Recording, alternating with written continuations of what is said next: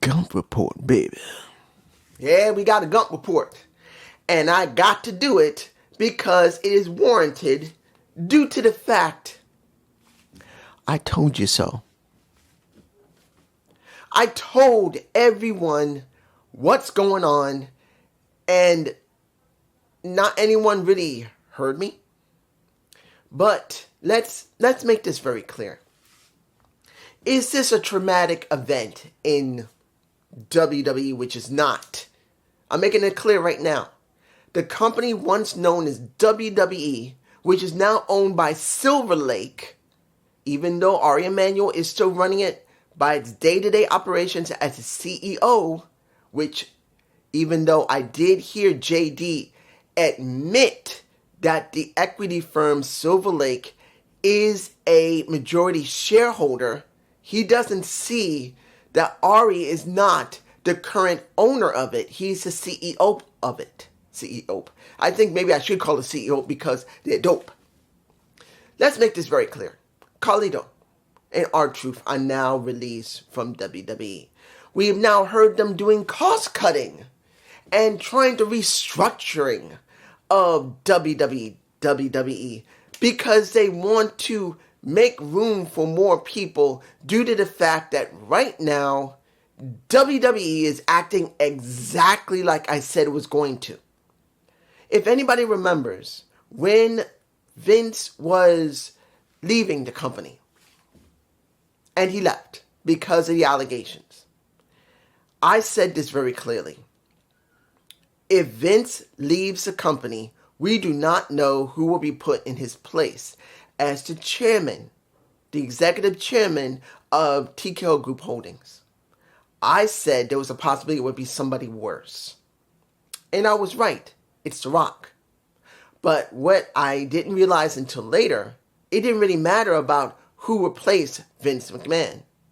Ari Emanuel will always be worse than Vince because, as I said before, and I'll say it again, Ari is a businessman first and foremost. Vince McMahon was a promoter who became a businessman. Now, many people would say, dude, it's the same thing. No, it's not.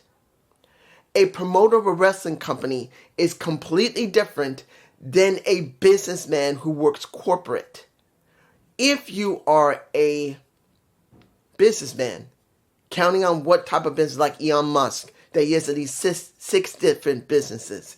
He built them from the ground up. He is willing to do what it takes to make the business profitable. He will go in the direction that the original idea of the business will be, but if he has to pivot to make the business work in a different direction, he will do whatever it takes. Ari Emanuel is the same way. With Endeavor, he buys UFC. He'll leave it as it is as long as it's profitable. If it's not profitable, he will pivot and make more money off of it in some other way, even if it means selling it. What did we get after Vince sold the company for roughly, I think, $6 to $7 billion? I think it's between $6 to $9 billion. I think it was around maybe somewhere between 6 to 7. But let's make it very clear. It happened this year. In March, if you didn't watch my Gump report about who owns WWE, last year, around maybe November or December, Silver Lake, a shared equity firm, I believe they also call it Silver Lake Global, bought large amounts of shares of Endeavor, eventually became the premier shareholder, having about 60% in the company. And in March of this year, they bought it. Ari was willing to sell not only TKO Group Holdings, WWE, UFC, he sold Endeavor, which basically, of course, if you sell Endeavor, TKO, as well as UFC, WWE, it sold along with it. But he sold all of it. They bought all of it. They bought TKO Group Holdings, Endeavor Group Holdings, that's his full name, Endeavor Group Holdings, not just Endeavor, UFC, and now WWE is all under the Silver Lake banner. Now, one is private, which is Endeavor's private. That's where it is. Here, I'll do it like this. You got Silver Lake. You got Endeavor, which is private. Then you have TKO Group Holdings, which is alongside it. That is public, along with UFC and WWE. They're all public, but Endeavor is private. And at this moment, even though Ari, and I make this clear again, Ari is the current CEO of Endeavor and TKO Group Holdings. He is the CEO. He is not the owner. Unlike what, as far as I understand, don't believe I'm wrong, because that is what's being stated on any site, that he is the CEO. He is not the premier owner of Endeavor anymore. He sold the company. It was bought out. He sold it. So when you see everything that's going on, he is representing Silver Lake. And Silver Lake can still make ultimate decisions. They're not going to be the ones to just say, we're going to leave this to you, Ari. No. Ari can be told by Silver Lake, who are the ones who own the majority shares of it. 60 to 66% of the company is owned by Silver Lake, so they can make demands. And Ari would have to agree to those demands, no matter what anybody says. He may not get it. He may be able to push back a bit, but he will follow their demands. He will do it. They're the ones who own it. So, when you see what's going on with WWE, I said it and I still mean it, and it still holds true. You do not know what Ari will do. Ari will make the ultimate decisions about what's going on. Now think about this, and I want to make this very clear. If you look before the Silver Lake purchase of Endeavor Group Holdings, how did Triple H act? Think about it for a minute. When Triple H was running it before Silver Lake owned it, what was he doing? He was doing exactly what everyone expected him to do, to run it like NXT. WWE would be run exactly like NXT. Yes, they had releases. It's not going to be anything different. But there was a certain vision that we had. Now look at this vision. Look at what WWE is doing. Look what's going on. They are selling out arenas, and they're making money hand over fist. They still got the Saudi deal. No, I think they still got the Saudi deal. No, not Saudi Arabia. Jeddah. I do believe they're still doing Jeddah. They still have the Netflix deal. They have USA. And they've been starting up other smaller shows that goes with it. Like Evolve, like Speed, like, what else was it? Now they have the purchase of AAA. And they're going to be doing Worlds Collide between NXT and AAA, which AAA doesn't exist like WWE. if anybody keeps saying that AAA exists, it's a lie. They have been bought out. And it doesn't make a difference what agreement that the original owner of AAA made.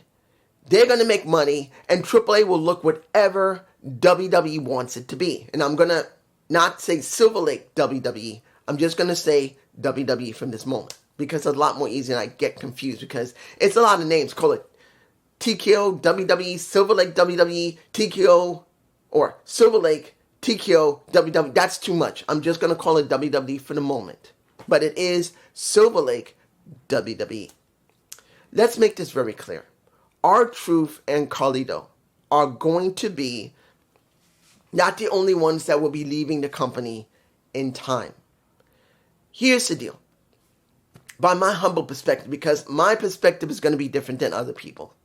It's going to be different from Alex, Solomonster, JD, maybe the Sleg Daddy, counting if he does any videos, because even he said maybe this year he's done once the last sighting of John Cena on WWE TV happens, he may actually basically pack it in and not do any more wrestling reviews himself.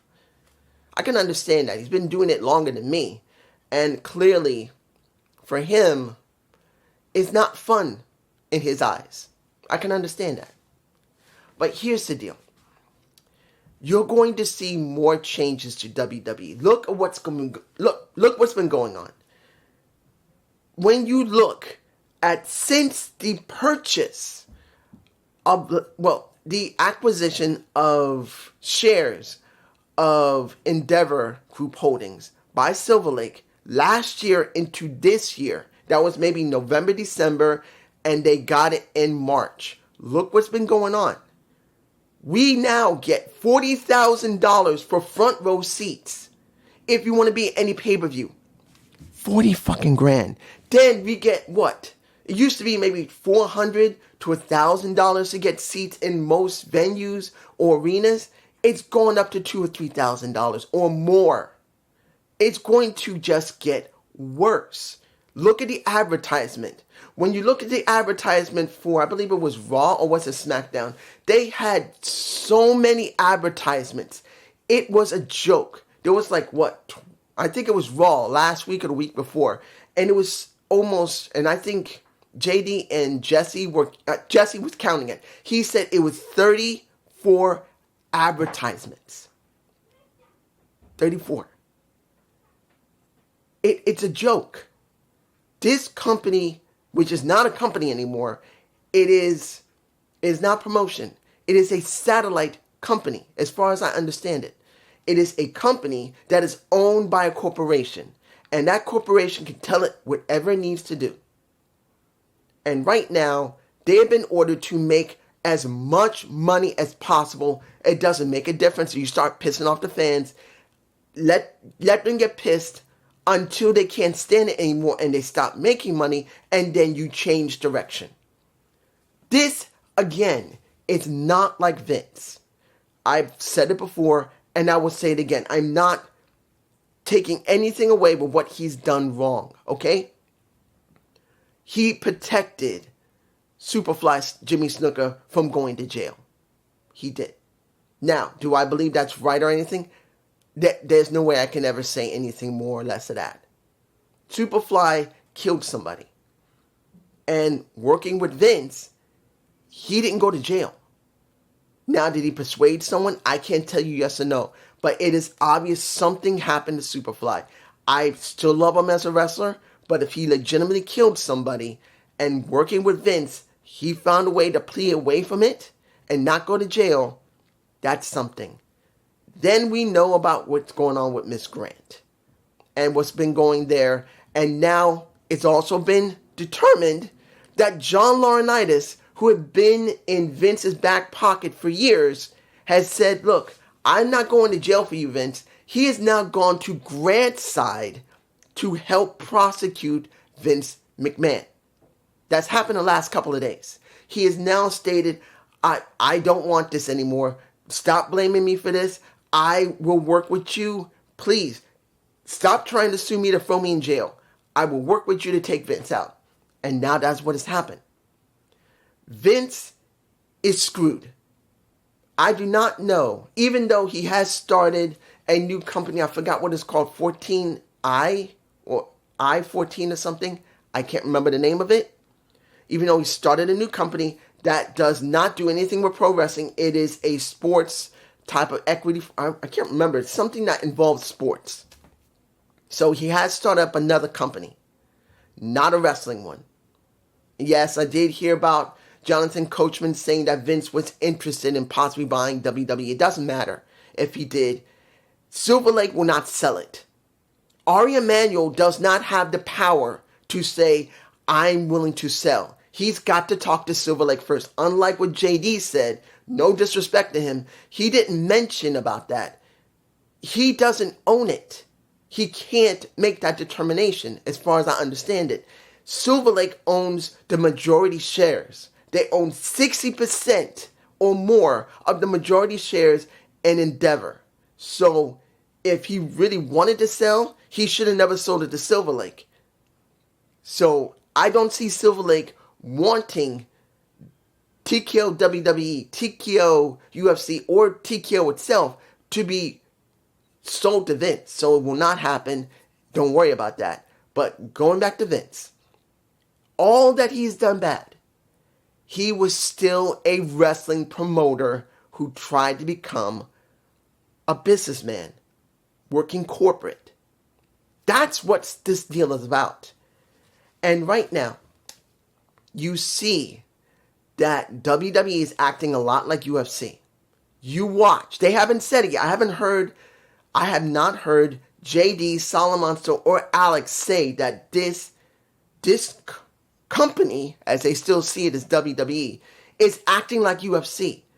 The same stuff that goes off in UFC is happening here. $40,000 for front row seats near ringside. Thousands of dollars just to get a ticket at an arena. It's ridiculous. The advertisements are obnoxious. And the most important thing, doing less to try and make more. Look at the storylines. I know everyone is saying, and I've heard Alex say, look, this is how they always do it. There's always a low, and then there'll be a rising, particularly when it comes to SummerSlam. They're going to start rebuilding. No one's saying he's wrong. But there's another element that he's not considered, or anyone else. They don't care about pro wrestling. Triple H does. Bruce Pritchard does. And anyone who worked in the company when Vince was there, they care about pro wrestling. And they want to make sure they do a good product to entertain. But we're not talking about them. They're not the ones who own it. Steph does not own WWE. Triple H doesn't own it. You don't have any of those people who own it. Businessmen own it. The ones who are the part of Silver Lake, the equity firm there, owns it. And they don't give two fucking flips what WWE is doing. They don't care if they do pro wrestling. They don't care if they race cars. They don't care if they do exactly like UFC. They don't care. The only thing they want is to maximize money. That's all that matters. And you will see it's going to get worse. This is only the beginning. No one understands. This is the first year's already done. They're moving into the second year. And now everything that you think that is going on is going to eventually get worse. If they can do just one storyline without showing much interest in anything else, but money still comes in, that stuff will go to the wayside. When it comes to R-Truth, yes, I do believe Coachman said it best. I believe it was Coachman because he did do an article. No, it was Mark Henry, not Coachman. Mark Henry, he made a statement saying that Vince would have never fired R-Truth. And he's right, because Vince liked R-Truth. But Vince, again, was a wrestling promoter, and he saw things differently. He knew that the company needs comedic relief, whether it's great comedic, good comedic, or sometimes really bad comedic. It's necessary. He doesn't care. He believed it's needed. He'll do it. That was Vince. When it comes to Triple H, he may see the same thing as Vince does, but that's not the point. The point is, if they say, cut back on people who are drawing money that they're not doing anything much, save us money. If Triple H is told, save money, get rid of the older wrestlers, even if they do need them from time to time, he'll get rid of them. He will get rid of them. I just heard Hornswoggle in the last, year or so, just got a Legends deal. There's a good possibility Hornswoggle will not stay on very long. Because if Hornswoggle is not wrestling, even though he just got a Legends deal from WWE, they will end that Legends deal depending on how much money he's getting. If he's not getting that much money, they may keep him. But if he's making good money, eventually, if it's this, they'll get rid of him. They're going to get rid of people that, if they don't see them on television often, they're going to say, these are old wrestlers, even with a Legends deal, get rid of them. We want the money. They'll do it. Even if they go to TNA or AEW for that matter. Remember, they can go to AEW. Even if AEW is not doing well at all, because their booking is not great. It's not much different than WWE. The only difference is, instead of doing very few storylines and They do some decent wrestling. AEW does a lot of great wrestling, but very little storylines. They're like the exact opposite. WWE is only focusing on specific stories, but very little on everything else. AEW is focusing specifically on wrestling, but very little storyline. It's almost kind of the flip.